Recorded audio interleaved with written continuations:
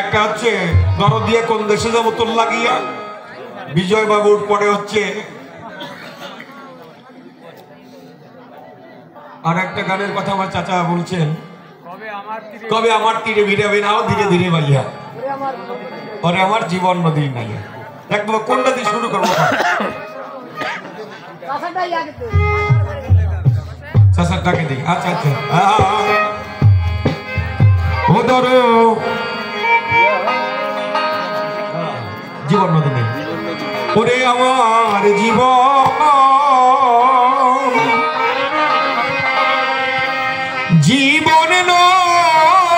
নদী নাই রে,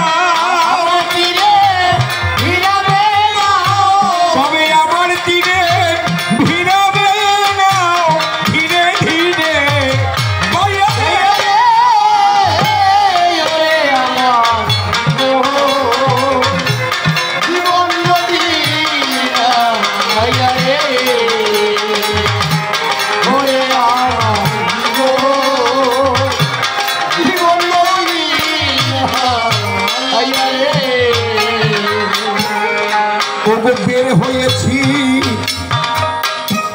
সেই যে ভোরে এই ধরনীর ধুলে খেলা করে বেলা গেল তোমাকে ভুলে, আমি বের হয়েছি সেই যে ভোরে ধরনীর ধুলে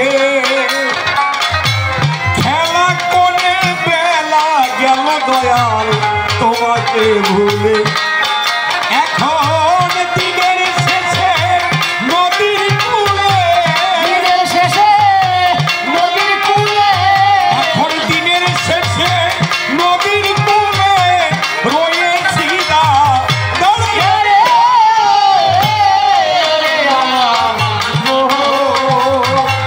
জীবন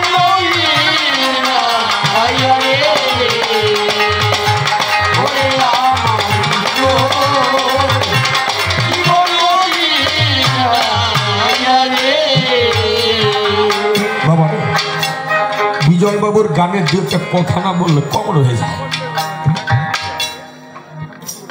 বের হয়েছি সেই যে ভোরে ধরনীর তুলে খেলা করে বেলা গেল তোমারই বলে, এখন দিনের শেষে নদীর কূলে রয়েছি দাঁড়িয়ে। আমরা মায়াময় প্রপঞ্চ জগতে সবাই খেলা করছি, পুত্র কন্যা ছেলে মেয়ে নিয়ে খেলা করছি, কিন্তু যে জন্য পৃথিবীতে আমাকে পাঠানো হয়েছে তার ইবাদত করার জন্য, তার নাম গুণাগুণ করার জন্য, আমরা সেটাই ভুলে গেছি। একটা ছেলে আমাদের গর্বে আসলে চিন্তা করি ম্যাজিস্ট্রেট বানাবো, ডাক্তার বানাবো, ইঞ্জিনিয়ার বানাবো, MBBS বানাবো, কিন্তু কোনোদিনও ঠাকুরের কাছে বলি না, ঠাকুর এমন একটা সন্তান দাও যা দ্বারা বংশ মুক্তি পায়, যে তোমার কোনো গান করতে পারে। একটা জায়গা আছে তিতার কান্দি, আমি এখানে 14 বছর ধরে গান গাচ্ছি। তো কমিটির বাবুরা আমাকে থাকার ব্যবস্থা করে নদীর পাড়ে একটা বিল্ডিং ঘর। তো প্রথম দিন জার্নি করে গিয়ে গান করেছি, রাত্র 12টা বেজে গেছে, ঘুম থেকে উঠতে আমার একটু দেরি হয়েছে, 8টা বেজে যায়। আমার দলের একটা ছেলে আমার গিয়ে বলে, বাবু কমিটির বাবুরা নাস্তার ব্যবস্থা করে ফেলেছে, আপনি উঠে একটু ব্রাশ করে হাত মুখ ধুয়ে নেবেন। আমি বললাম যে জানলাটাকে খুলে দিন, নদীর বাতাসটা আসুন সকালবেলা। জানলাটা খুলে দিয়েছে। এমন সময় ওই নদীতে দেখি একজন খেয়া পারাপার করে, কিন্তু একজন ভিখারি সে মাঝিকে ডেকে বলছে, মাঝি ভাই আমার একটু ওপারে পার করে দাও। মাঝি ডেকে বলে ভিখারির কাছে, তুমি যে পার হবে পারের কড়ি আছে? বলে নাই। তাহলে তোমার পার করবো না, কেননা কড়ি ছাড়া তো পার হওয়া যায় না। ওই লোকটা মাঝিটা নৌকা নিয়ে ওপারে চলে গেছে, আবার এপার গেছে।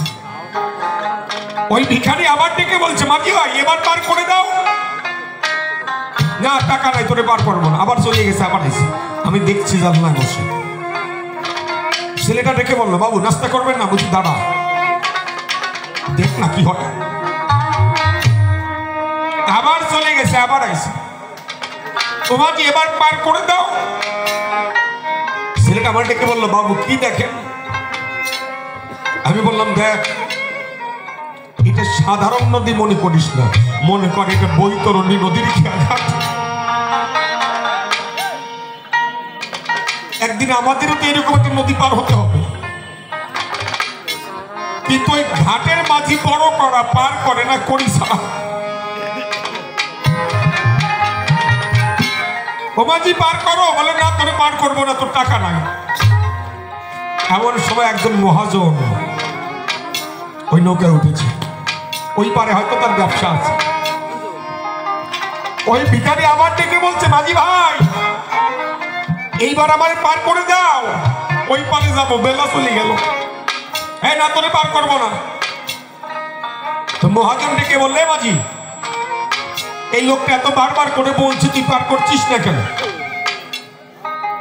মাঝি ডেকে বলে, ভাই ওর কাছে পারের কড়ি নাই, টাকা নাই। তোর পারের ভাড়া কত? 1 টাকা। শোনো, এই 1 টাকার জন্য পার করছিস না, পার করে আমি তোর টাকাটা দিয়ে দেব। এমন লোক আমাদের মাঝে মাঝে দেখা হয়। আমি দলের ছেলেটাকে ডেকে বললাম, ভাই আমরা যে ভবপারে যাবো, আমাদের তো পারের কড়ি নেই।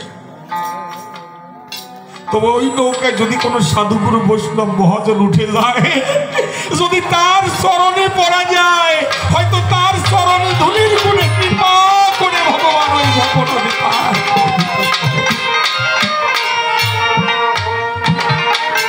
বিজয় বাবু তার গানের মধ্যে লিখলেন,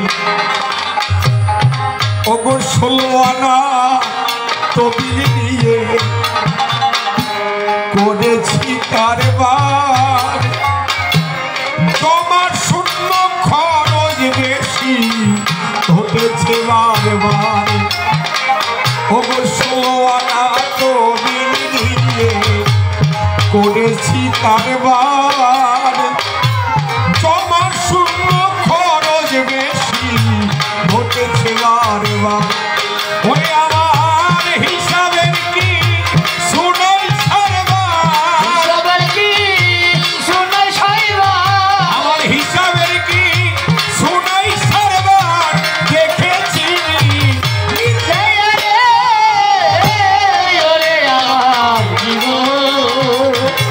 জীবন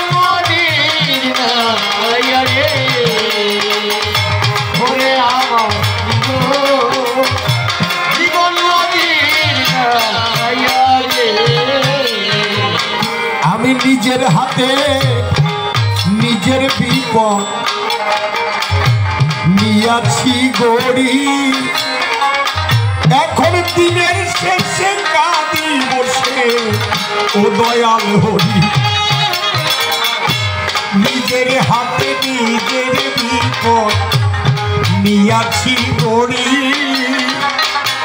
দিনের শেষে কাঁদি বসে ও দয়াল হরি।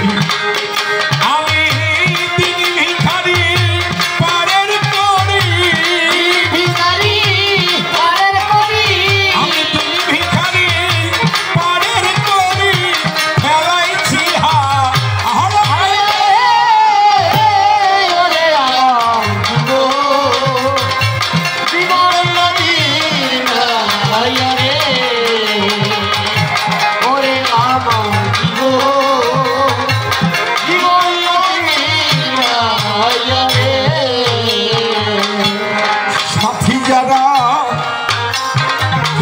কারা ফেলিয়া আমার এখন শুধু আছি দয়াল তোমার ভরসায় সাথী যারা গেছে তারা ফেলিয়া আমার এখন শুধু আছি দয়াল তোমার ভরসায় তুমি কাঙাল বলে এই অভাগা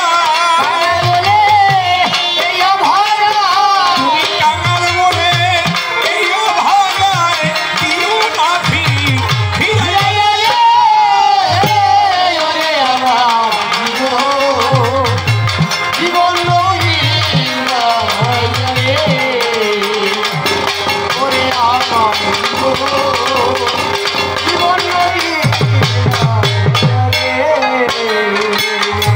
পাগল বিজয় বলে আছি আমি ভবের কুলে কবে এসে নাবিক বন্ধু নিবে যে তুলে পাগল বিজয় বলে আছি আমি ভবের কুলে কবে এসে নাবিক বন্ধু নিবে যে তুলে তোমার কুলের তরি দিবে খুলে তোমার কুলের তরি দিবে খুলে বনের লগন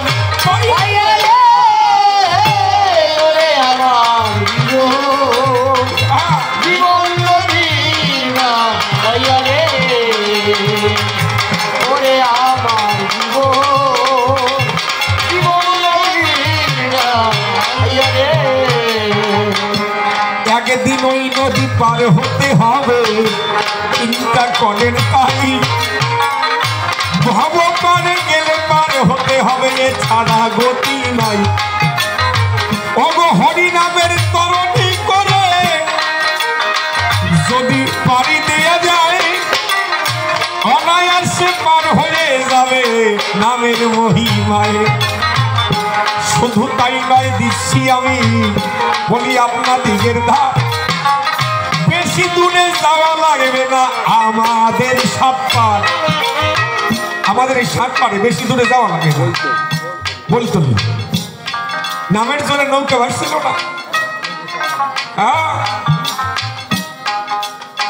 ট্রলারে উঠেছে ট্রলার চালকে ডেকে কোনে দিল মানা এতগুলো লোক নিয়ে ওই পারে যাওয়া যে যাবে না হরিনামের ধরে দিয়ে বলে অন্তরেরই ভাব সাথী ফেলে আমরা কেহ ওই পারে না যাব আমাদের কি চল সাথী ফেলে যাব না বলে তোমরা চালাই যাও তোমরা যাও এমনি তো ট্রলার ডুবে যায় যায় অবস্থায় এমন সময় গোসাই বলে তোমরা আমার কথা নিবি নৌকায় বসে হরি নামে তোরা মাতার দিবি এই হরি নামের মাতার দিল নৌকা ছুটে যায় এই পরে সে গেছে হরি এই নামের মহিমায় যদি সাধারণ নদী পার হওয়া যায় এই নামের জোরে ভব সিন্ধু পার হবে বিশ্বাস ফটে করে আর একটা কথা দেখে বলে তুমি আমার কথা লো বাবার ছেলে বাবা হলো কেন আমারে বুঝাও মানুষ হরিচাঁদ ঠাকুরেও বাবা কয় গুরুচাঁদ ঠাকুরেও বাবা কয় তো বাবার ছেলে কি বাবা হয় আচ্ছা বাবার ছেলে বাবা হয় না তো কি হয় বাবা হয় না কি হয় এই যে মন্দিরে কার পুজো দিচ্ছেন আপনারা মায়ের পুজো না আপনি মা বলছেন আপনার ছেলে কি বলবে দিদিমা সেও মা বলবে কেন হাতে মানে মা কয় আমিও মা কই আমার বাবাও মা কয় তার ঠাকুর দাও মা কয় কারণ সবার মা জানতে হবে আমার গুরুচাঁদ ঠাকুর আসলে কি হয় এই যে কৈলাসের ভোলানাথ আমি দিচ্ছি পরিচয় এক দিবসের কথাই আমার মনে পড়ে গেল, বিষ্ণু নিজে এসে বিষম হইল, মহাবিষ্ণু বিষম রূপ করিল ধারণ, তার পৃষ্ঠে ভোলানাথ আমার উঠিল তখন। এরপরে দেখে দিন হয়ে গেছি মহাবিষ্ণুর ধারে, নিজে সে গরুর পাখি রূপকে ধরে।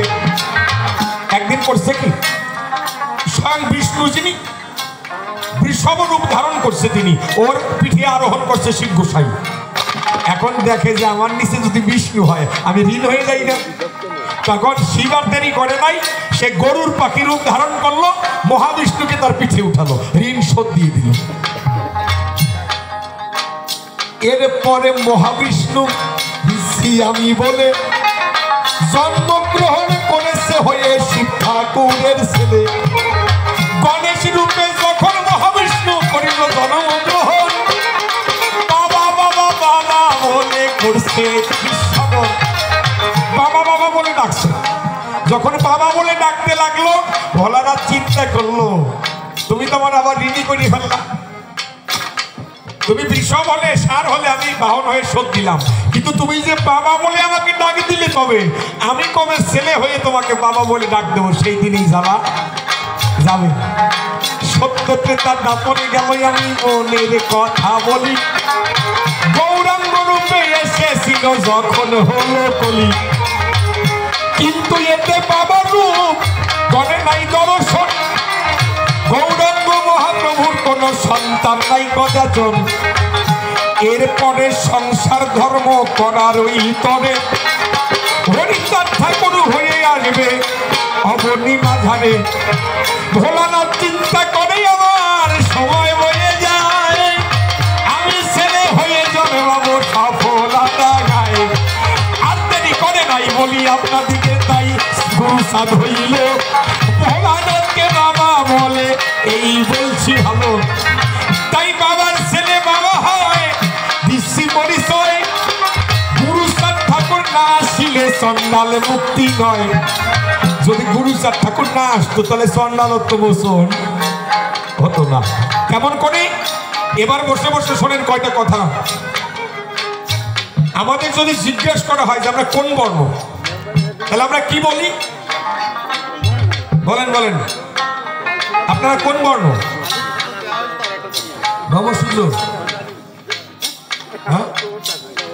হ্যাঁ, আচ্ছা, বর্ণ কয়টা? চারটে। কি কি? ব্রাহ্মণ, ক্ষত্রিয়, বৈশ্য, শূদ্র। এর মধ্যে নমশূদ্র আছে নাকি? নমশূদ্র আছে?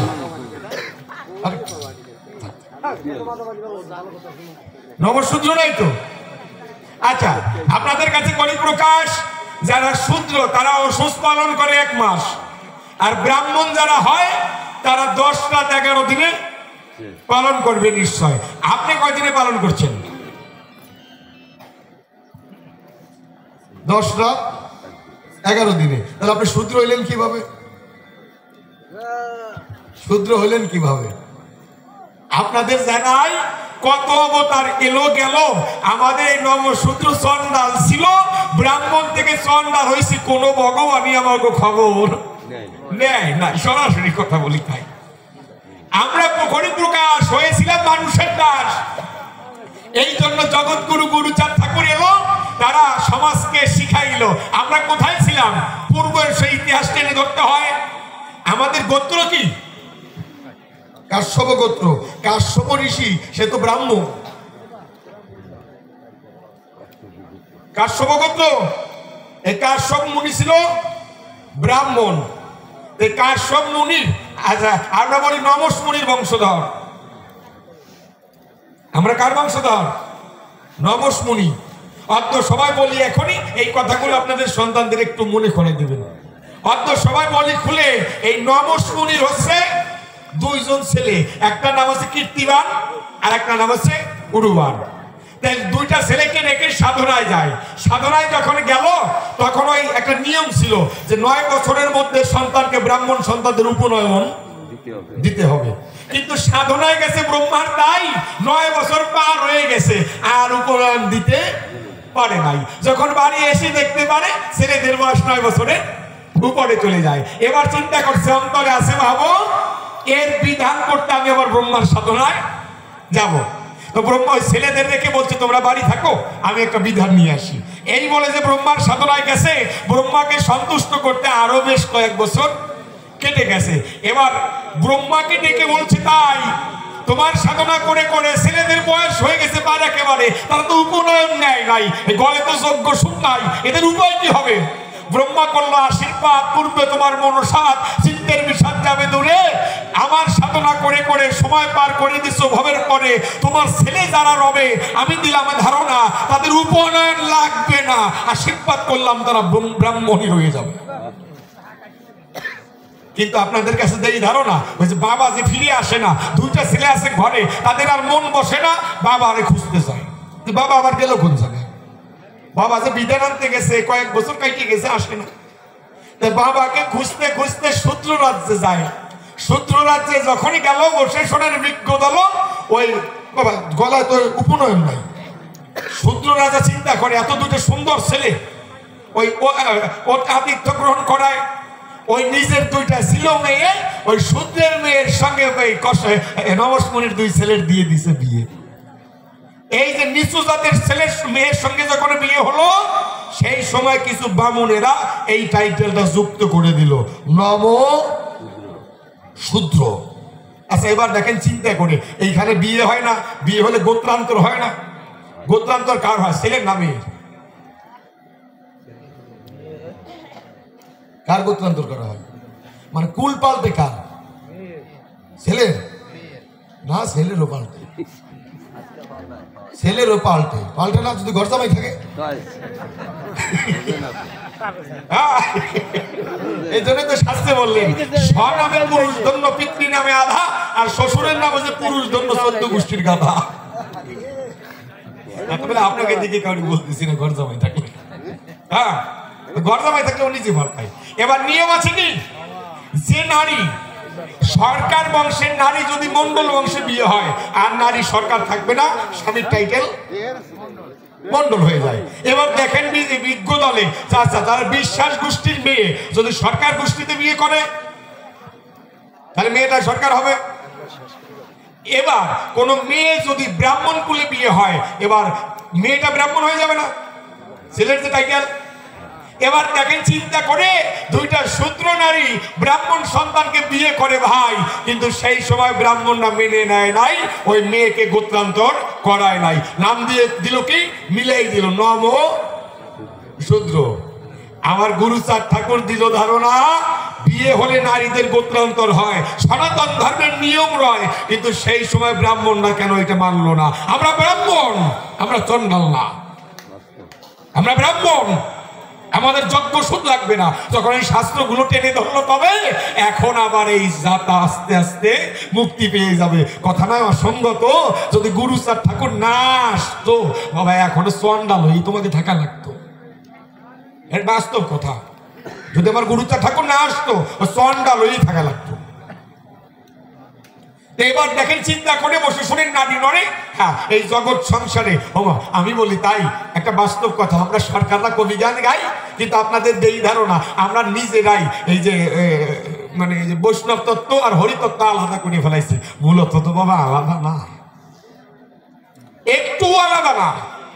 এই জগতে কোন ধর্মই আলাদা নাই হয়। দেখেন একটু চিন্তা করে, ভক্তি যোগে যে যাকে ডাকে সেই তার ঈশ্বর হয়। আমি বলি আপনার দিকের ধারে ভক্তি যদি থাকে অন্তরে, তাহলে সকল কিছু হয়। পরম পুরুষ শ্রীরামকৃষ্ণ যেজন ছিল, সে কালী পুজো দিত ভালো, এরপরে মসজিদে যায়, এরপরে গির্জায় যায়, গির্জায় থেকে আসার পরে স্বামী বিবেকানন্দ তাকে প্রশ্ন করে, ও ঠাকুর তুমি যে মন্দিরে গেলে, মসজিদে গেলে, গির্জায় গেলে, বলো তুমি কি কি রূপ দর্শন করেছো? ঠাকুর ডেকে বলল, বিবেকানন্দের কাছাকাছি আমি মন্দিরেও যাকে দেখেছি, আমি মসজিদেও তাকে দেখেছি, আমি গির্জায়ও তাকেই দেখেছি।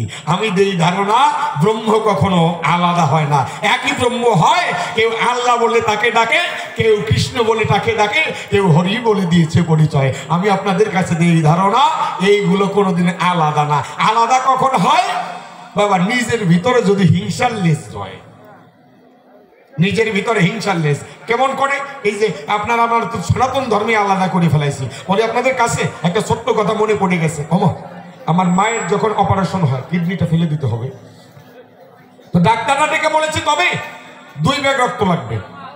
তো 2 ব্যাগ রক্ত এনে ব্লাড ব্যাংকে জমা দিতে হয় আগের দিন জমা দিয়েছি ভাই, কিন্তু ভাগ্য ভালো 1 ব্যাগ রক্ত লাগছে আর 1 ব্যাগ রক্ত লাগে নাই। তো কন্ডিশনে লেখা আছে, আপনাদেরকে দেখা আছে, নির্দিষ্ট সময়ের ভিতরে যদি রক্ত আপনি না নেন, এই রক্তটা অন্য কাউকে দিয়ে দেওয়া হবে, আপনি কোনো আপত্তি করিতে পারিবেন না।